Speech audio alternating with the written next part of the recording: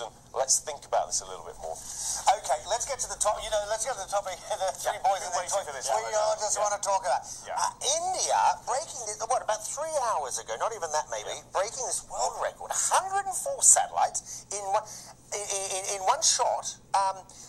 Really, this agency is becoming a very serious player in the race. Well, look, if we've seen anything that's come out of India over the last decade, 2 decades, it's innovation, an appetite for delivering new technology.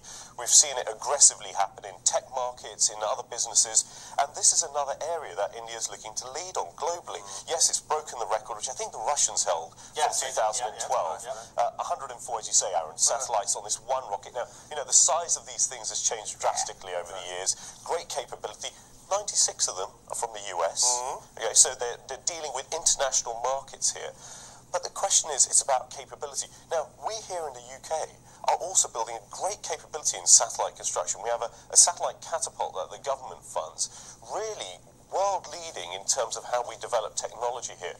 The Indians are trying to play the race, the satellite space race, I think. And they do it very, very. They can do it for very, very cheaply. But I've had lots of tweets this morning. A question you mentioned about the UK doing this. So here's the question: India has a space program. India has nuclear weapons. A third of Indians live on less than $1 a day. But if they've got a space program, they've got a nuclear program. Should the likes of UK, Australia, be giving India aid? But you've got about 30 seconds. Right. Well, the question isn't about where should the money be spent. Even in the UK, as we spend in the satellite industry, we have questions about should that money go into the NHS? Should it go into welfare reform? Should it go into other factors?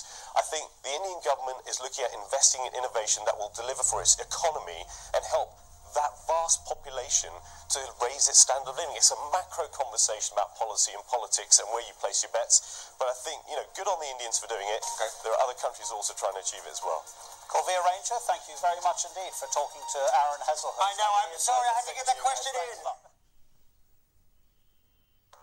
To fully understand what's happening in your own